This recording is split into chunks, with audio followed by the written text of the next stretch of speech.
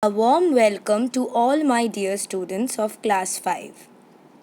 In today's class, we are going to discuss about all the properties of air. Now, the first property of air is air fills up space. That means air occupies space. To understand this, we can do a simple experiment.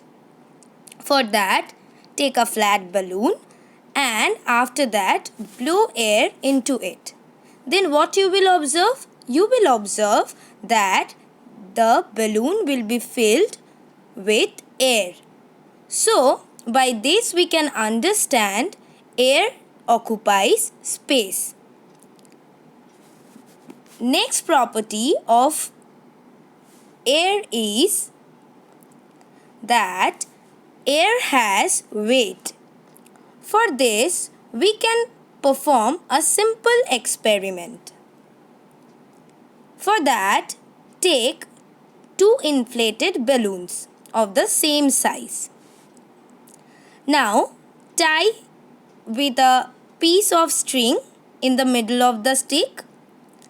After that, tie two balloons at the two ends of the stick. Now try to balance the stick by shifting the position of the balloon. Now after balancing it, the weight on the both end is equal, like shown in the diagram. Now take a pin in your hand and after that prick one of the balloon like this. Then immediately you will see air escapes from the balloon. Now this happens because of the inflated balloon, one side will be tilted like this.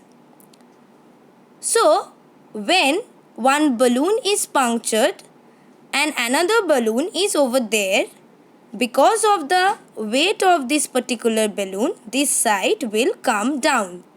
So by this we can understand that air has weight. Now coming to the next property of air, that is air can be compressed. Now we all know the molecules of the air, that means it is gaseous state. That's why the molecules are far apart from each other. As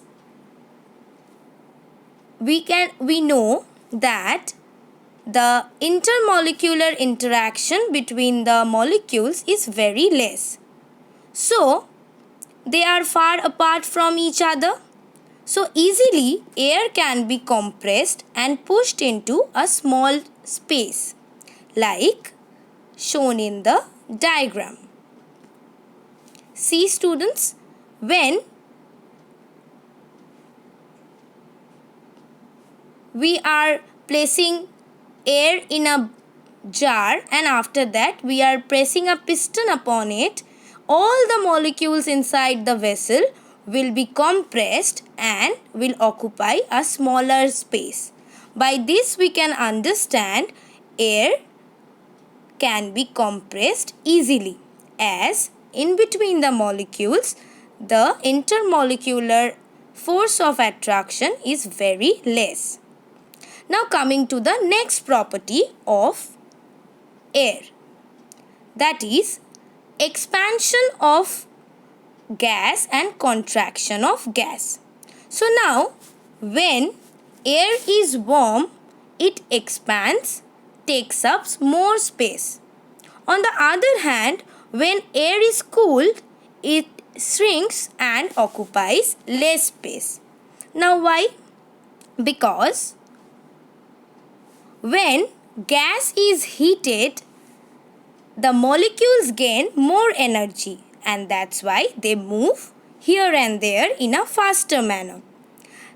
That's why it causes more volume to increase and it occupies more space, and that is how it expands.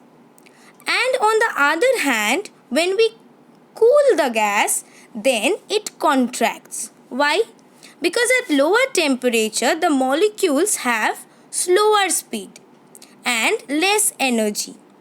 That's why they come closer to each other and the volume also decreases. Next property of air is air exerts pressure. Now we have already learned that air occupies space and also it has weight. So anything that has weight that can exert pressure. So air also can exert pressure. And the pressure exerted by air is called atmospheric pressure.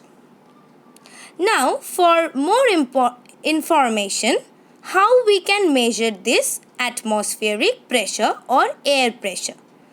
By the instrument called barometer, we can basically measure the air pressure or atmospheric pressure. How the device works, that we will learn in the higher classes. So this is the all 5 properties of air. So let's have a quick recap. That is, number 1, air occupies space. Number 2 is air has weight. Number 3 is air can be compressed. Number 4, air expands on heating and contracts on cooling. Number 5, air exerts pressure. So these are the all properties of air. Now students, let us concentrate on some importance of air pressure. Now air pressure helps in everyday life, like filling up the syringe, fountain pen, drinking with a straw. All these things are the phenomenon due to the air pressure. Now let us discuss how we drink water or any juice with the help of a straw. Now when you drink with a straw, the air inside the straw is removed while sucking. That means the pressure of air inside the straw becomes less. So the air pressure outside the surface of the water is more here. Now air pressure on the surface of the water or the juice which you are drinking is more, and air pressure on the surface pushes the water or the juice to move upward inside the straw.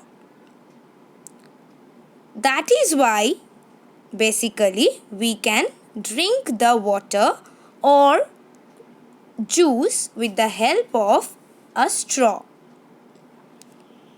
Now students, we are going to learn more things about water.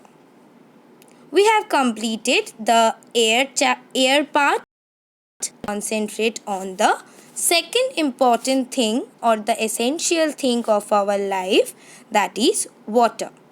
All the living things basically need water to survive. We all know it is a very important essential thing for our life.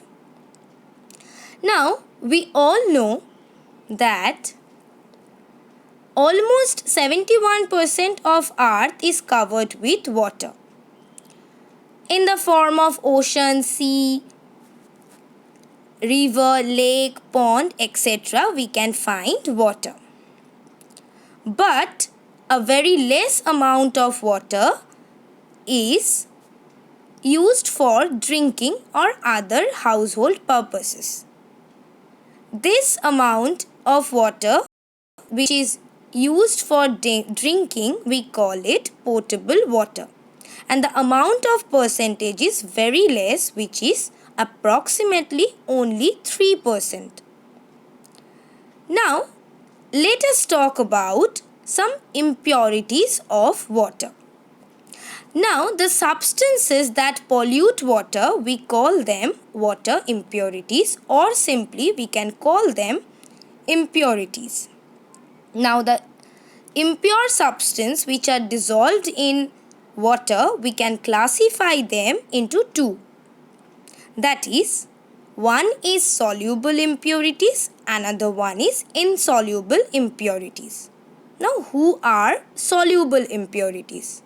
The impurities that can be dissolved in water are called soluble impurities. For an example, we can take salt or any other chemicals like sodium, potassium. These are soluble in water. So, these types of impurities will be classified as soluble impurities. On the other hand, another types of impurities are called insoluble impurities. So the impurities that cannot be dissolved in water are called insoluble impurities. For an example, we can take sand, mud, etc. If you take a bucket of water and inside it, if you put mud into it, you will see mud is not going to be dissolved into the water. So, as it is not dissolved, we can classify them as insoluble impurities. In the next class, students, we are going to learn how to remove the impurities from the water. That's all for today. Go through the book along with the video. Thank you.